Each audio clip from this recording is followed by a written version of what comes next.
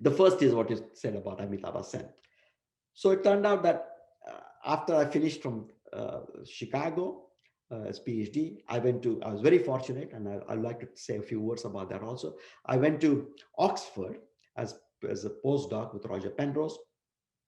And then it turned out that after finishing my postdoc with Oxford, I went back to Chicago, again as a senior postdoc. And then at that time, Amitabh was a student, a PhD student. So he was not much younger than me, but still younger than me. And it turned out that the Chicago group was very, very flexible. There was no hierarchy, so to say. So although Amitabh had, faculty advisor, it turned out that he and I worked together quite a lot. And so we wrote some papers together while he was a student and I was a postdoc. But then he graduated, he got his PhD and went as a postdoc. And then he started thinking in terms of these connections. And so sometimes this connection is called Sen connection. He started thinking in terms of these connections, not because he wanted to reformulate general relativity, but just for some different, it's not that he wanted to reformulate general relativity so that it looks like other theories of nature, like this vector potential and so on and so forth.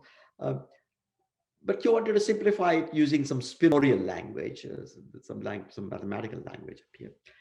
And he found these very beautiful equations. But those equations were not quite tied to space-time. In other words,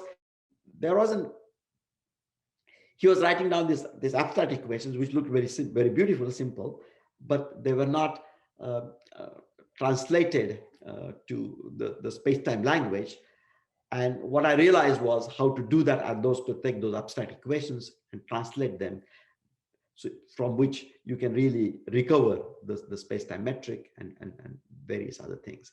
So Amitabh's work was extremely, very, very important for me when he was starting. But the initial phase he did some work, but then after that, the two of us also worked together, and I also worked with another person who was also a former student at Chicago, but a little bit between me and Amitabh, and his name was Gary Horowitz. And so Gary Horowitz and Amitabh Sen and I kind of worked together a little bit, but I was the one who was kind of pushing the ideas much more. And the final formulation that I gave was done by me independently. And the last piece of anecdote is the following: that many years later, at least 10 years, maybe more, I've now forgotten the date, I learned by reading Schrodinger's biography. It's a very beautiful biography, very good biography. That I just want to make a note here so that I don't forget to say something later. I learned by reading Schrodinger's biography that, very interestingly, Einstein and Schrodinger had also tried to reformulate general relativity, making a connection as a fundamental variable. And this was in the 50s, just after the war, the Second World War. And Einstein was in Princeton in the Institute of Advanced Study in Princeton, and Schrodinger was in the Institute of Advanced Study in Dublin, in Ireland. And this book, I think the author is Moore, but maybe I'm wrong. It's an authoritative biography of Schrodinger's. And in fact, there's a chapter which is called Die Einstein-Schweinerei, which means the mess. Schweinerei literally means the place where the pigs are, the stable for the pigs. So the total mess that happened with Einstein, that is the. So what happened is that so they were writing to each other, and it turned out that they were working on a similar idea. Namely, can we perhaps consider a connection as a fundamental object, and metric and write down the action and so on, for Lagrangian and so on, in terms of connection rather than metric.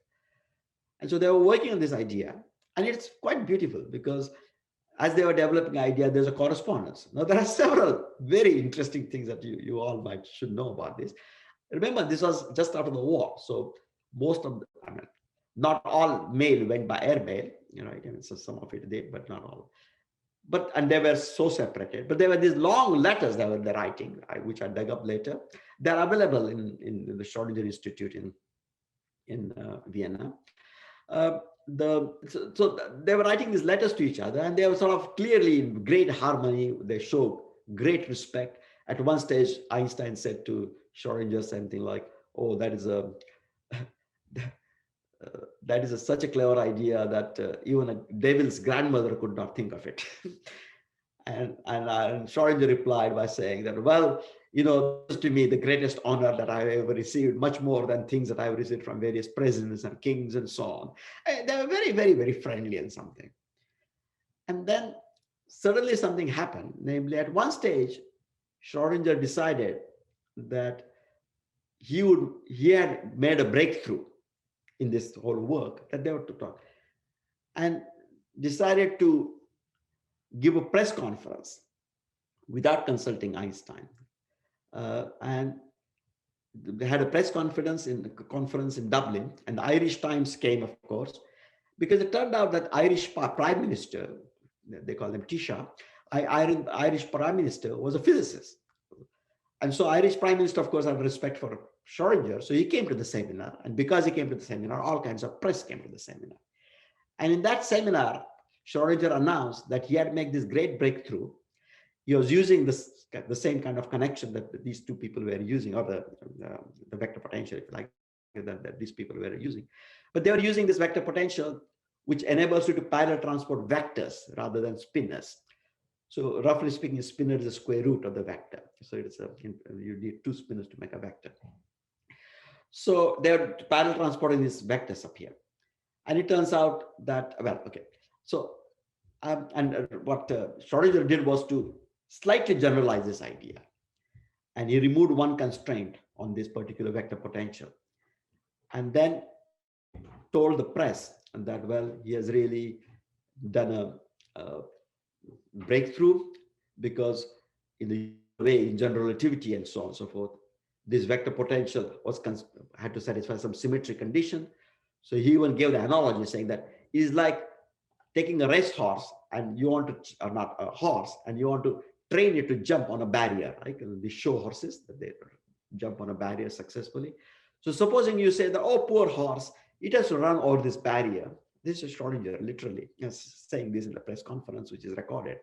The poor horse wants to run over a barrier, and we say, oh, poor horse, it has such a hard task to take all the four legs of the barrier. So what I will do is to tie the hind legs first and let him jump over the barrier using only the front legs. And then, of course, in fact, it is much harder for the horse to do that. So that is what is happening in general relativity. We're putting these conditions on this vector potential. It is like tying the legs of the horse, and we're asking to jump over the barrier. And what I have done is to remove that barrier, and therefore I can have the horse jump. I can make this new theory that I've created, which is generalization of general relativity, is really a breakthrough. And privately, he told his friends and so on that he expected a second Nobel Prize for this work, and so on and so forth.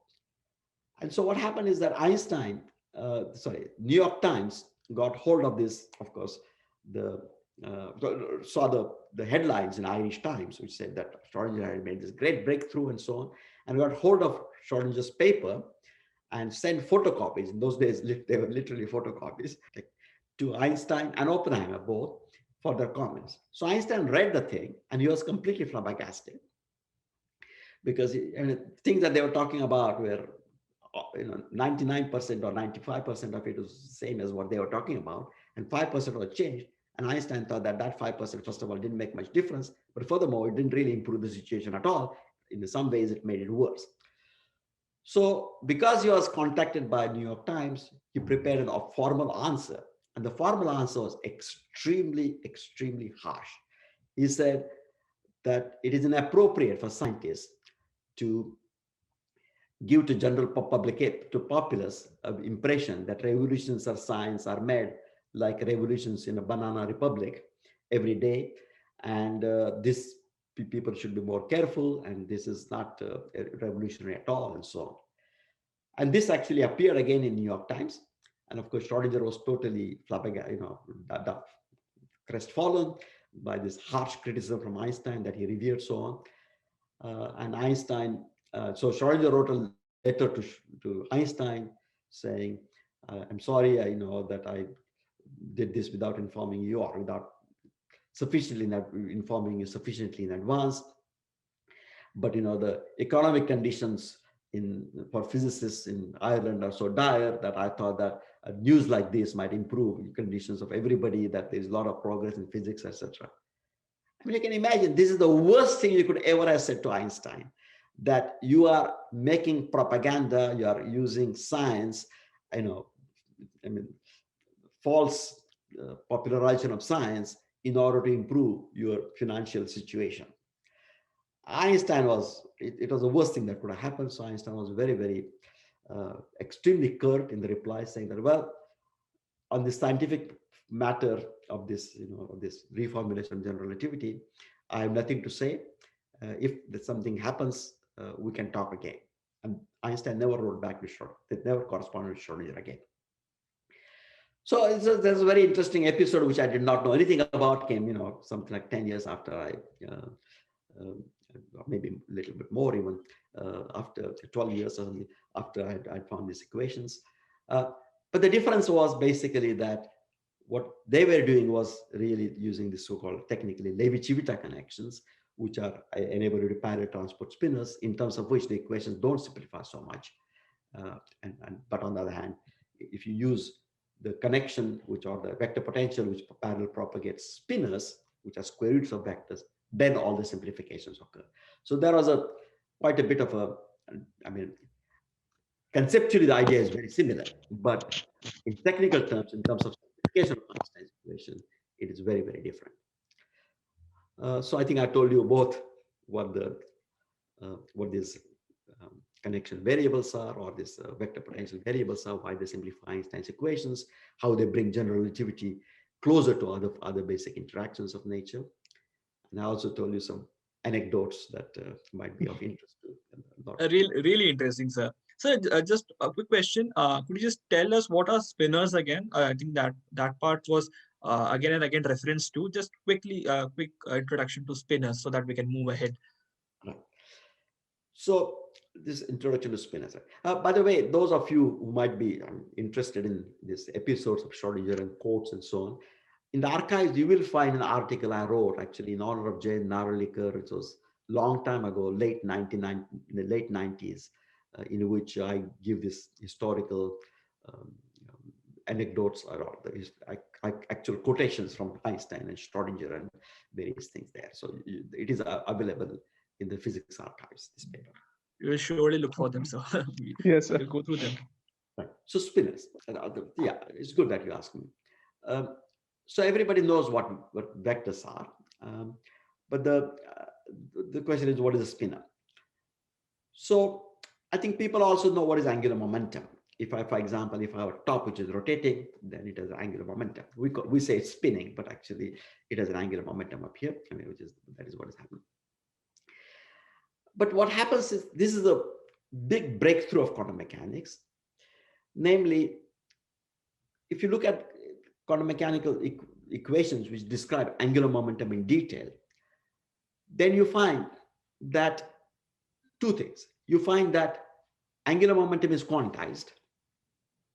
So that, in other words, angular momentum can only come in some discrete units. And like in a top, if you are spinning it, then you've got an axis. The component of angular momentum along any axis is quantized in terms of integers. So it is really given by integer n times h bar. H bar is the Planck's constant, or h is the Planck's constant divided by 2 pi is h bar. So that is how angular momentum is quantized. It is really integer values up here. Integral spinor. What happens is that, however, if you have an integer spin, you can represent it as a vector. But if you have but quantum mechanics, first of all, it says that the spin is angular momentum is quantized. And secondly, it also allows angular momentum to have half integral values, not just integral values. Now, interestingly, in classical physics, the angular momentum is written as r cross p. Hmm. And if you take r cross p and you take this object and you study the values that this observable can take in quantum mechanics, you only get integer values. But on the other hand, there is an angular momentum object which cannot be written as r cross p. Right? Quantum mechanics allow angular momentum so that it does not have an representation as r cross p, right? And yet, but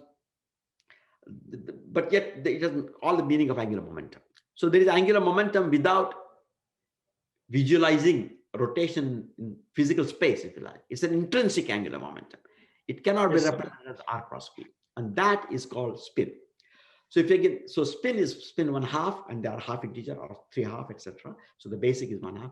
That is an intrinsic angular momentum which you cannot visualize in terms of rotation in space. Rotation. It has all the properties of an angular momentum, but it cannot be. So it is called angular momentum, so to say, in an internal space. So you got a physical. So for electron, for example, you would have physical space, and there's a wave function or quantum state of that electron in the physical space. But then you have to add to it its state with a spin state, which is, so to say, in an internal space. It's something that cannot be visualized in terms of physical space. So angular momentum is quite beautiful and subtle, and a new concept. A spin is quite beautiful and subtle and a new concept that comes up in quantum mechanics. But if you have got integers, as I said, you can represent it as r cross p. So if I got two spin 1/2s, then you can add them up and you might get spin 0 or spin 1. And those you can representing as in classical mechanics. So basically, fermions cannot go into that, and bosons can be considered into spinors. Am I saying it correct, sir? No, fermions are spinors, and bosons, there are half integer spins, and bosons are integer. So thank you, sir. But this spin is really something that cannot be visualized as rotations. I mean, it's a new quantum number. It's a quantum number which is addition to the properties of the particle endowed to it by space and time. It's an internal. So in a sense, to describe the state of any any particle per se, we have to mention its wave function, its quantum state plus its spinor. Right. Yeah, that is where Pauli's exclusion principle and everything comes into play. Exactly, the classic quantum right. mechanics. Yeah. Exactly. Yeah. Sir, after this, your career took a very interesting turn. Okay, you had quantization of general relativity. You got the chance to work with Dr. Carlo Rovelli and Dr. Lee Smolin, and you came up with this exciting new field that is loop quantum gravity. So what is loop quantum gravity? Right. So as we sort of discussed before, in terms of sorry, there's some noise in the background. As we discussed before, that in general relativity, the gravity is not a force, but is embedded in the very geometry of space and time, right? And so, if you think about sort of quantum gravity, it is, or if you think about quantum electrodynamics, for example, to begin with. So it is really quantum theory of the electromagnetic interaction. And there you got a space-time in the background, which is inert, it's not being affected. It's only the charged particles in the electric and magnetic fields that are changing in time. Right? Whereas in general relativity, when you talk about quantum gravity, you may have bodies, particles, and you got gravity. But gravity is embedded in space-time geometry itself. So therefore, if you are going to have quanta of gravitational field, in some ways, I mean, there have to be quanta of the geometry itself. So this is a very weird concept to begin with, that, that the space and time cannot be, are not really fundamental objects, but they really have some building blocks. They're made of some quanta that underlie them. So it's a bit like, a surface of a table that might be in front of you. If you look at a surface of a table, it looks like a smooth surface. But if you put it under electron microscope, you will see that it is an atomic structure. It's just that those atoms are so close together that unless you have electron microscope, you don't see the atomic structure. You see only a continuum. And that is what is happening in the for the table. Namely, smooth surface is an approximation which will go away if you really look at it in terms of its microscopic building blocks. So the idea is that the same thing is true about space-time geometry. The space-time geometry also has some atoms or fundamental building blocks. And those fundamental building blocks would actually be something that are there, but under normal conditions, unless you probe the microstructure of space-time, you don't see them. You see them as a continuum. And so loop quantum gravity says that, well, a quantum theory of gravity should also be a quantum theory of geometry. So how do we describe quantum geometry? And so there is a very detailed work in loop quantum gravity on describing quantum geometry. And then basically the fundamental excitations, if you of geometry, are polymer-like. So let me explain a little bit. If you look at the electromagnetic field, the fundamental excitations of the electromagnetic field would be photons. So the idea here is that fundamental excitations, really fundamental excitations of the gravitational field are not gravitons. Graviton, in this case, is an approximate concept, but rather the fundamental description, fundamental building blocks are really polymer-like. So it's a bit like the fabric of the surface of your shirt, for example. The shirt is woven by one-dimensional threads, as you know. If you just, in this case, you don't need electron microscope, you can just take a magnifying glass and you will see that there are threads. Look at that. Or your sweater, you can see it with your naked eye, there is really built out of these threads. For all practical purposes, this shirt looks like continuum, smooth two-dimensional continuum. So the idea is that the same thing is true about space. The space is really woven by one-dimensional excitations. And what are these one-dimensional excitations of? These are the sort of the flux line of the electric field, if you like, which is the momentum of the associated with the vector potential that we talked about. So there are really these flux lines, and these flux lines are densely packed to give us an illusion of a continuum geometry. So loop quantum gravity says two things. The first is that one should really describe quantum theory of gravity should really be quantum theory of geometry. Therefore, we should describe quantum gravity in terms of this quantum theory of geometry. And secondly, it actually gives you a concrete mathematical framework, which is rigorous, of a specific quantum theory of geometry. Technically, it's called quantum theory of Riemannian geometry, because what we want to do is to sort of talk about space-time metrics, space-time geometry, and classically the geometry that one uses in general relativity is called Riemannian geometry. So this is the quantum version of it. So Okay. that's the first thing one does. And the second thing one does is then takes Einstein's equations and sees how the dynamics of gravitational field can be taken over. In other words, the Einstein's equations are giving you dynamics of this space-time continuum, how to generalize it, how to make a general quantum generalization of Einstein's equations, which will tell you how these fundamental excitations are going to evolve in time, what the interactions between these fundamental excitations are. Now, under normal conditions, almost everywhere, the predictions of general relativity and predictions of loop quantum gravity are essentially indistinguishable. It's just like, for this table, it's an overkill to go in terms of atom and say what is happening, right? If I push the table, I don't have to consider 10 to the 23 atoms in this table and sort of work out the dynamics of them. I just look at table as a smooth continuous object and then work with it. The same thing is true there, that normally space-time continuum can be thought of as classically, and general relativity works extremely well. But there are extreme situations like near the Big Bang or inside the black holes, where general relativity fails, because general relativity says there is singularity. It's our experience that anytime a theory says that something is singular, it just means that the theory is reaching its limit. It's no longer applicable. We're trying to push it too far. And then that's why it is giving us uh, this nonsensical result. And so the idea is that the singularities of general relativity are occurring because we're pushing the continuum picture too far. And rather, we should really, near singularities, these quantum corrections that are coming from general relativity, from loop quantum gravity, are critical, and we should really use those to see what is happening near those space-time singularities. So that is the general idea of loop quantum gravity. So I have this book by Dr. Carlo Rovelli. It's one of my favorite books on science. What is And called? I would just like to, sorry? What is the what is the book? It's The The order? Order of Time. Okay. The Order of Time. Okay.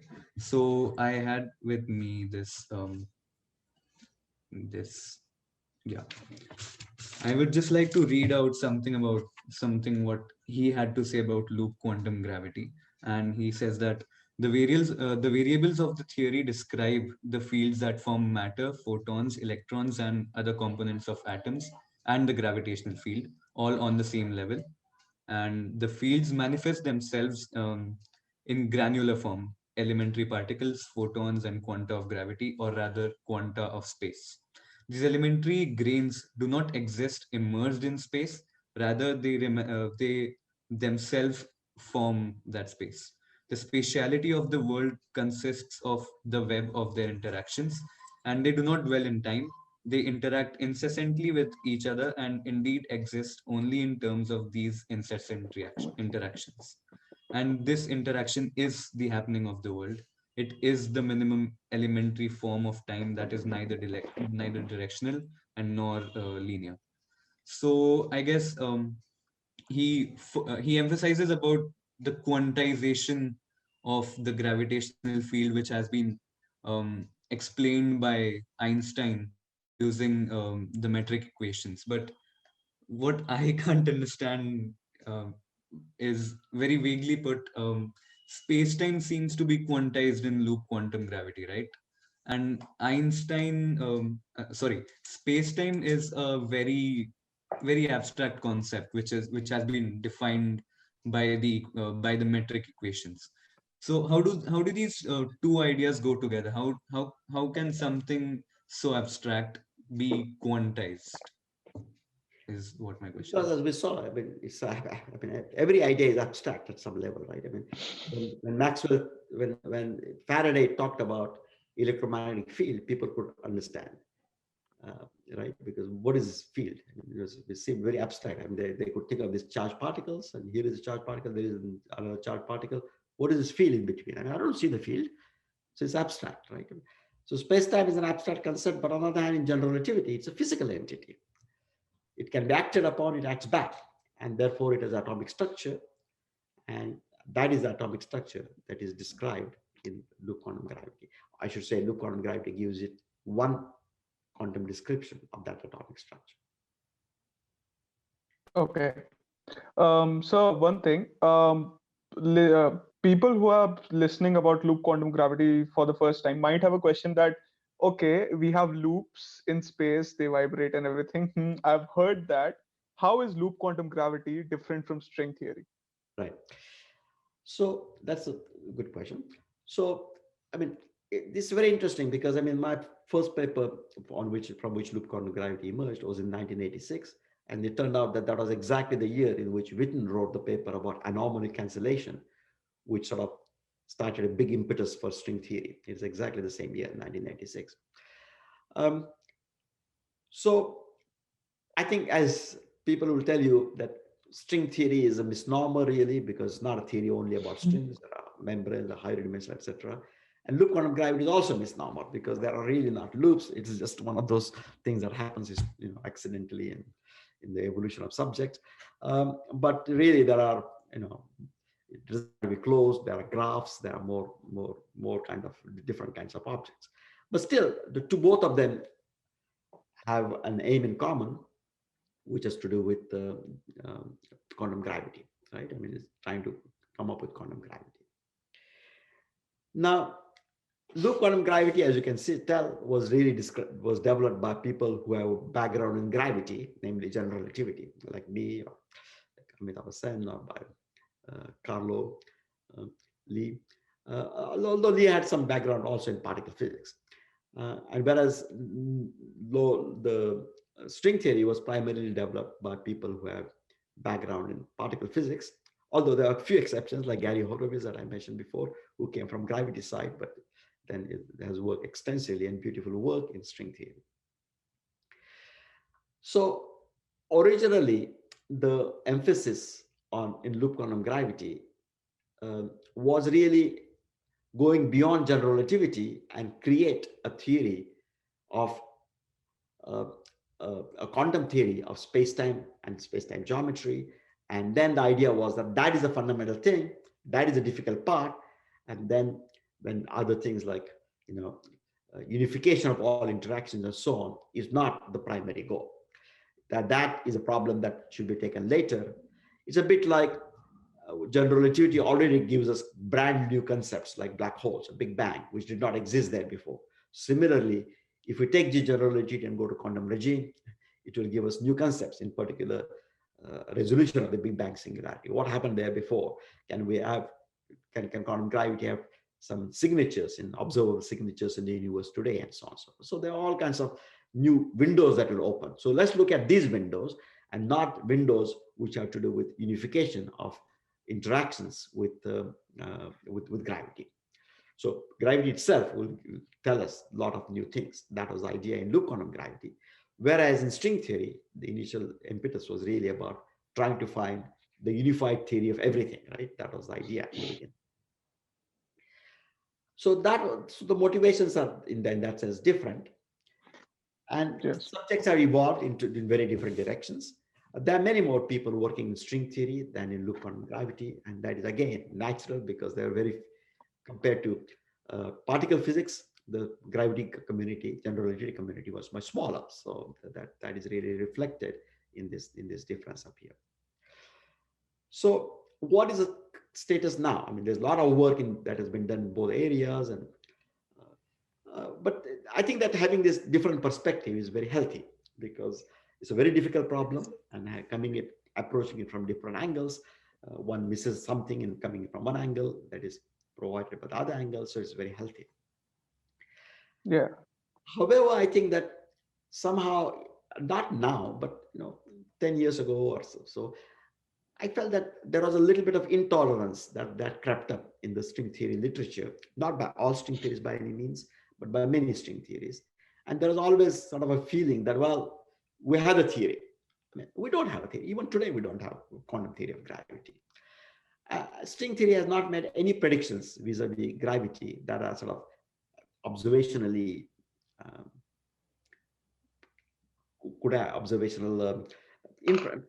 testable today or tomorrow. I mean, not 100 years now or 1,000 years from today or something like that, right? I mean, and the same thing is true about particle physics. I mean, string theory sort of uses certain ideas, namely that, which I think mathematically and theoretically are beautiful ideas, and that led to a lot of beautiful mathematical physics work. That somehow space-time has higher dimensions. Somehow there is a negative cosmological constant because somehow it's difficult to formulate string theory, the positive cosmological constant up here. And so on. And so, but the thing is that nature doesn't seem to have a positive, negative cosmological constant. And then if you have this higher dimension, there should be tower of particles. And similarly, the basic formulation uses supersymmetry very strongly. And there have been many attempts, and several people had predicted that we should have seen supersymmetry in CERN, some years ago.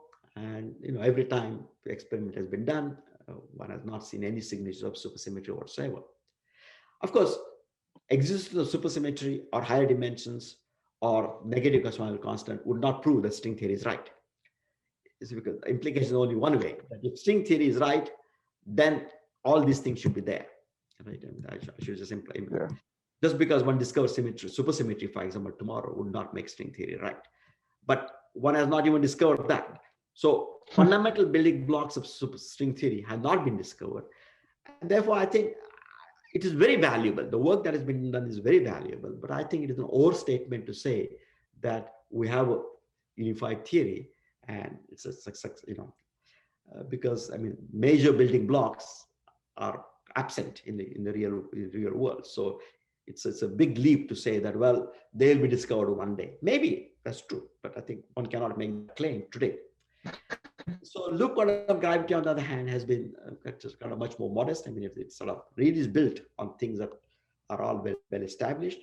And furthermore, in the last decade, actually almost 2 decades now, since Maldasena's famous ADS-CFT conjecture was introduced, which is very powerful, very beautiful. It has led to all kinds of insights between different areas of physics. So it's very nice. But as far as quantum gravity proper is concerned, I think it has proved relatively very few insights. I mean, the basic problems of quantum gravity that started 30 years ago, right? I mean, more than 30 years ago, I mean, in the 70s and so on, when John Wheeler and Peter Bergman and Dirac and these people were talking about, basically what is the quantum nature of space and time, what happens near space-time singularities, the black hole, what happens at the end of black holes. All those questions are kind of not directly answered in string theory proper. String theories, several of them are now doing work which is not really related to string theory, but addressing some of these questions. But really, in string theory proper, these questions have not been answered. I don't mean to sort of, I would like to give a balanced perspective. I don't mean that there are not valuable things in string theory. There are a great many valuable things in string theory. And we have learned a lot of things. They have made even contributions to pure mathematics, which is very, very good. But on the other hand, they have not really addressed any of the fundamental questions that have been available, that have been open for a long time. And what loop quantum gravity is trying to do, and has succeeded in doing to some extent, is really address these questions, which is about the resolution of the Big Bang singularity, possible cosmological signatures of the Planck scale physics that will happen there. These papers come out, and just 2020, we had a physical review letter about this. People are discussing, looking at observations, their predictions for future observations, and so on and so forth. In our lifetime, and even my lifetime, these are not like 500 years from now, and so on and so forth. I should backtrack also and say that the lack of observational evidence for any quantum gravity so far, in other words, definitely observational evidence, is not surprising, because technology is not kept up with theoretical developments. After all, general relativity was discovered in 1915, and gravitational waves were discovered a century later. And why not? Because it's not that there were no gravitational waves in between; they were there all the time.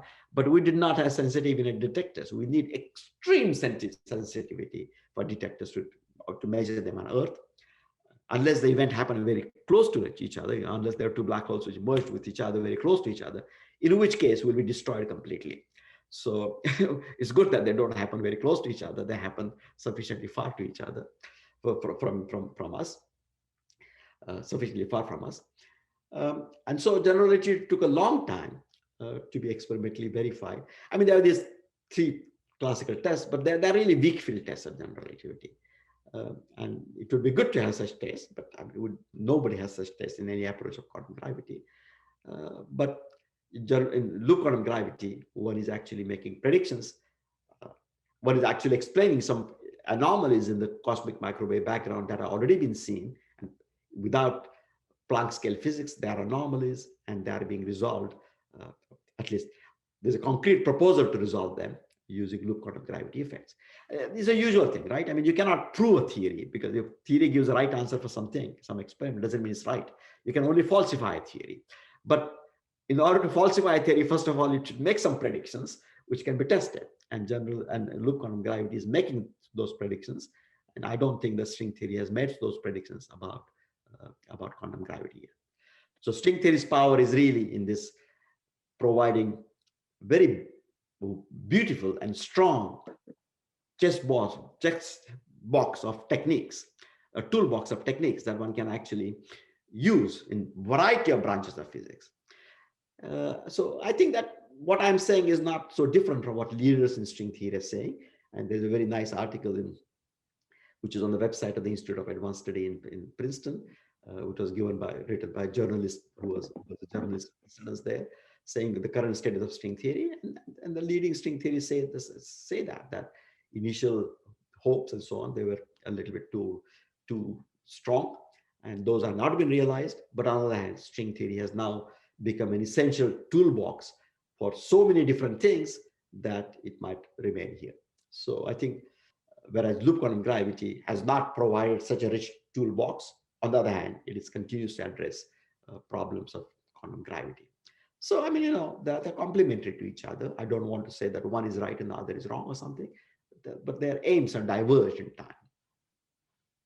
Does that answer, or do you have any follow-up question? I will answer that. Perhaps after that, we should. That pretty much answers the question of what's the parallel between loop quantum gravity and the string theory.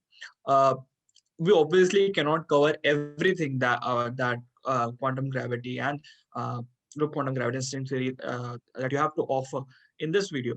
But we are going towards more general questions, but still from physics. Sir, I would like to ask,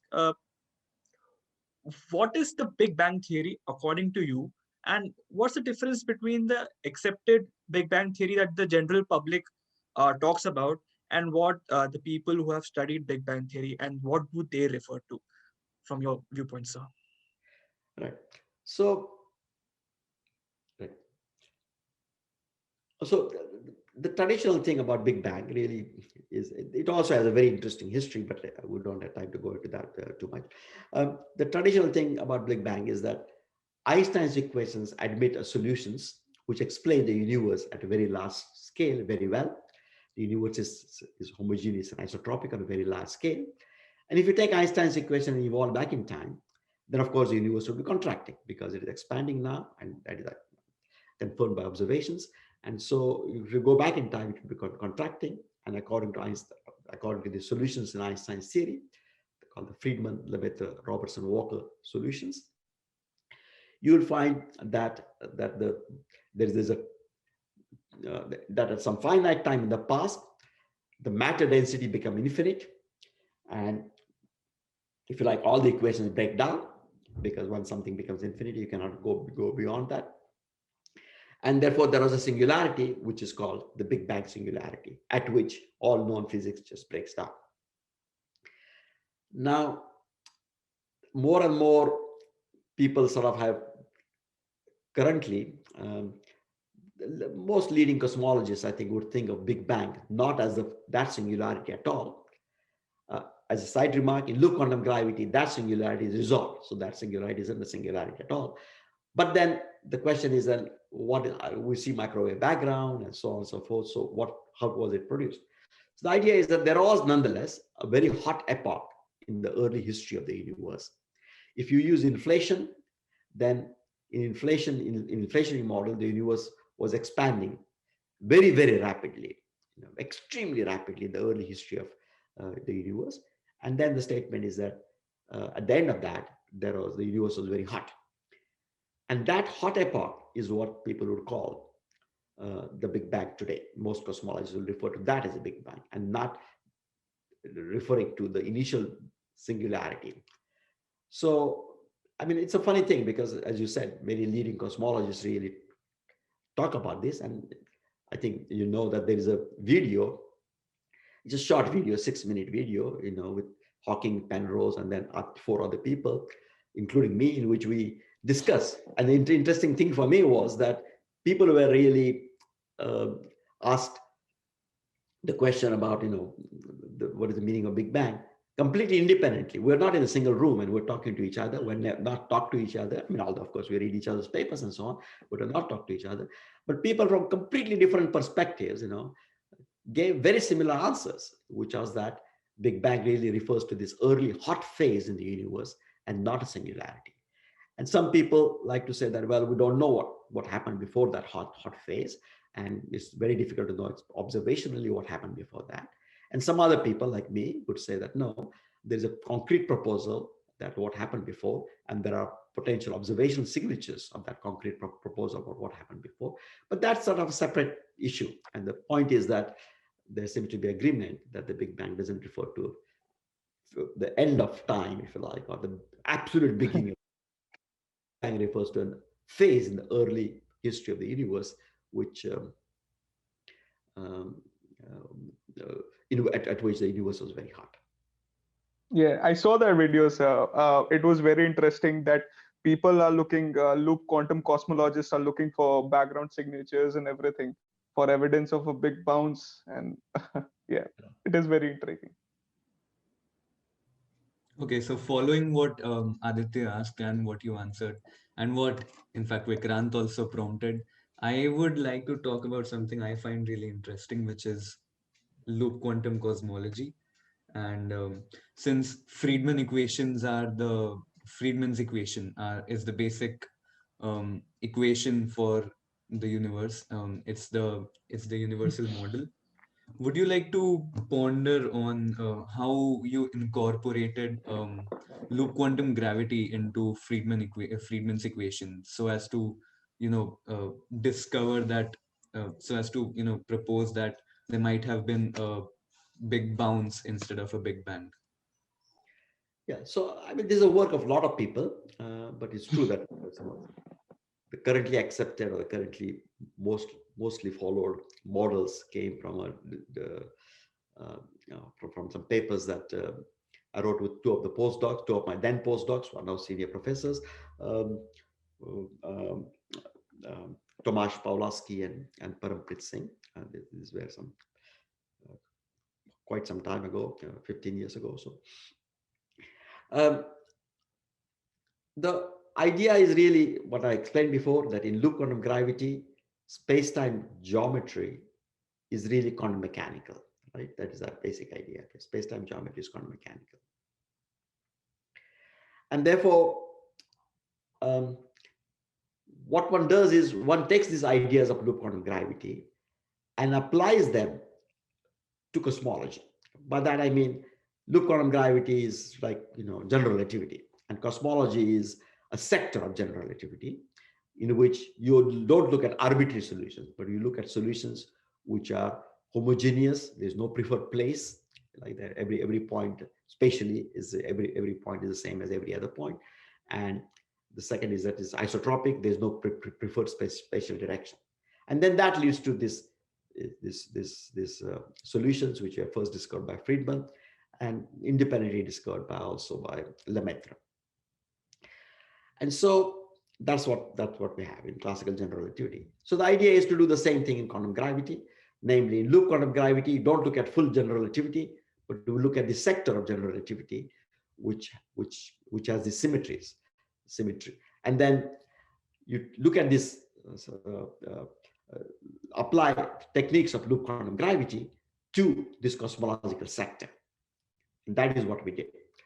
And then what happens is that, just as in classical, and the question is then is, what happens to Einstein's equations? So Einstein's equations simplify in classical general relativity and give rise to Friedman and Rai-Choudhury equations. That only two equations survive out of 10, and they are total differential equations rather than partial differential equations. So then what happens to those equations when these quantum corrections have been incorporated, coming from loop quantum gravity and quantum geometry underlying loop quantum gravity? So that's what one asks for. And as you would expect, what happens, of course, is that the left-hand side of Einstein's equation, which has to do with geometry, are changed. The left-hand side of Einstein's equation has a so-called Einstein tensor. By the way, these equations are up here, the very first equation on the table up here. These are the Einstein's equations, if you like. The right-hand side up here is called T mu nu, which is a matter. And the left-hand side is really the geometry, this R mu nu minus 1/2 R G mu nu, that is Einstein tensor, that is the geometry part. So it's the left-hand side that is really modified, right, by loop quantum gravity. But in order to make comparison with Friedman equation, you can just do some algebraic manipulations and move these corrections to the right-hand side. So that is possible. So we're not doing anything profound. We're just trying to in order to compare it with classical general relativity, it is easier to do that. And then what one finds is these modified equations. And what happens is that on the right-hand side of Friedman equation, what you have is a matter density. And this modification, which really its origin is on the left-hand side, we just did some algebraic manipulation to move it on the right-hand side. This manipulation has the effect that instead of just the matter density rho, the matter density rho is replaced by rho minus some critical matter density. Sorry, rho minus a ratio which has to do with of rho and I guess a critical density. Rho divided by rho critical. Yeah. Rho divided by rho critical. So to bracket 1 minus rho upon rho critical. Okay. Should I just say the exact equation? Yeah. So that is the equation that we get. And then what we see here is that when rho becomes equal to rho critical, then the right-hand side vanishes. And that never happens if you don't have that corrective term, which is rho 1 minus rho upon rho critical. Rho critical is the quantum correction. Rho critical becomes infinite in classical general relativity, so the correction just disappears, but quantum mechanics become. So it's a very similar to what happens with hydrogen atom. In hydrogen atom, if you look at the ground state energy, or in Bohr atom, you will see that there is a h bar in the denominator. If you put h bar equal to 0, if h bar is not 0, then the ground state energy is 13.6 electron volts. But if you take the limit h bar goes to 0, it becomes minus infinity. So that is a classical result when the electron and the proton are right on the top of each other. This is potential energy is minus infinity, and that is what happens. The same thing is happening here. When rho becomes rho critical, that is a classical. So if in fact you set rho critical, I'm saying it again, if you say rho critical becomes infinite, that's like h bar going to 0, then in fact you'll find that the right-hand side disappears, and then you've got a Big Bang. On the correction disappears, and you've got a Big Bang. If on the other hand, there is a rho critical, it is like h bar, it is not 0, then there is a upper limit to how dense matter can be, and that is equal to rho critical. Okay. So I want to ask you, every student or person who has studied physics has an equation or something which he sees and instantly falls in love with. For me, when I obviously have not seen much equations, but when I first saw the Feynman diagrams or the direct equation of parity inversions, everything, those were very beautiful to me. So what is your favorite equation in physics? Well, I don't think I have a favorite equation in physics, but if you really want to push, I mean, then I would say Einstein's equation is really the favorite equation in physics that I got. It's because of its richness that I told you about. I think other equations don't have that kind of richness, which is that you look at it, you explore many, many ramifications, many more conclusions, and some unexpected beauty is revealed to you. That I don't see happening in other equations. So to me, it is really the Einstein's equation, if you really push me to that, because physics has many beautiful equations, but to me, perhaps the Einstein's equation is really beautiful, obviously. So we are moving towards the end of the podcast, and before we conclude it, I just want to ask you, like, what is one thing that you would like to say about the youth which is currently going towards physics, and how they should pursue the subject, and how to develop the love for physics that we have, and enrich it and modify it, or not modify, like take it further, like one thing that if you would like to say as a message to all of us. Yeah, so I think that two things that I would like to say. The first is that for this inspiration and so on, I really feel that you should read this book, which is recently published. It is Chandrasekhar's, it is a world scientific book, and it is about Chandrasekhar, and it is his correspondence. So his correspondence from the time he was a student until about 1950s or 60s or something. I mean, that's until late time. But particularly the first part you should all read, which has to do with when he as a student went to Cambridge. He went at the age of 19. As you might know, that in this famous boat trip, that is where he discovered the basic mechanism for the Chandrasekhar limit, for which he finally then many years later got a Nobel Prize. Which was then. Yeah. But also you will see at your age, he was about your age, right? he was 20 years old, I think, when he went there. And then what happened, between 20 and 27, that period is quite detailed. He writes his regular letters, correspondence between him and his father. And you would see the vicissitudes that you go through, the excitement, the depression, the downs, ups, and all kinds of things that he had to struggle with, that most of us never have to struggle with.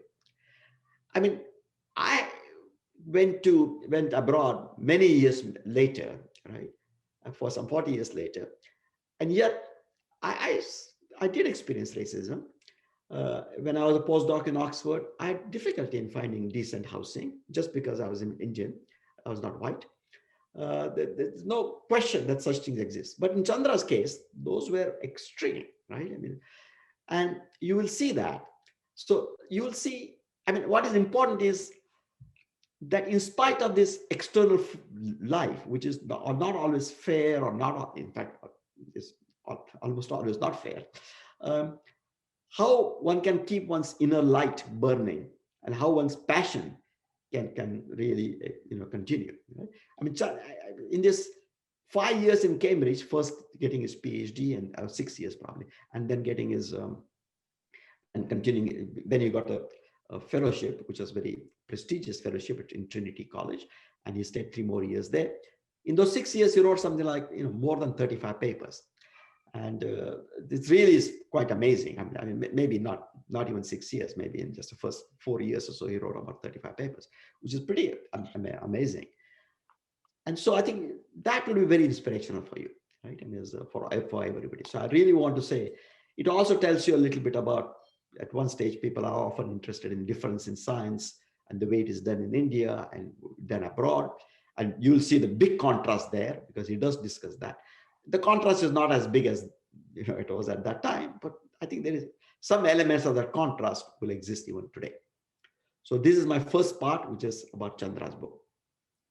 The second part I would sort of say is that, yeah, you have to have passion, right? I mean, you have to want to do something, and you have to believe in something, and then push it. And just like what happened with Chandra, he pushed it, right? He believed in something, which is a Chandrasekhar limit. He was kind of laughed at by Eddington for no good reason. In fact, the reasons Eddington gave were completely wrong, right? I mean, we would actually fail. The people, if a candidate in a PhD final or in a qualifying exam gave such answers, the student would actually fail. But those were the arguments that were advanced, right, by Eddington. So the point is that if you believe in something is true, you should persist, right? That is an important thing. That just because people in authority say something doesn't mean it is true. Or just because there is a direction of flow going around doesn't mean it is necessarily the final answer. In fact, almost nothing you know today is going to be the final answer. Things are going to change. I mean, there's no question about it, that things are going to change.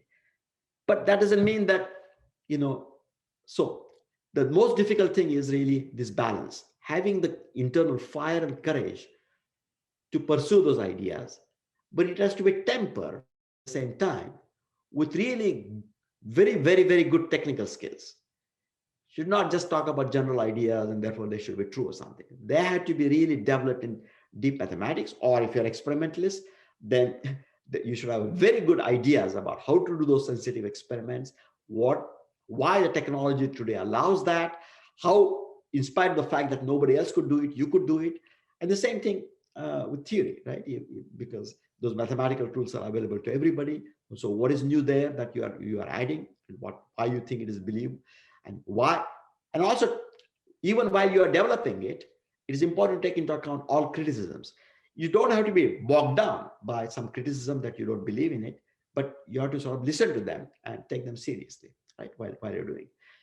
Now, this requires a passion. I mean, you basically, from the time you are in the shower in the morning to the time you're falling asleep at night, there has to be a fire. I mean, you have to be thinking about issues and thinking about problems that you want to solve and so on and so forth. I mean, it doesn't mean you don't relax or anything of that sort, but there's always that fire underneath your relaxation that will light up as soon as you have got better energy and so on and so forth. But then, this is to me, the hardest part, and this I think is the hardest part for almost everybody, is that when the work is done, you should be your own critic. You should be the worst critic, right? Definitely. Okay. And then it's one of those, emotionally, this is very draining because you're believing in it strongly to push it, to push it, to push it.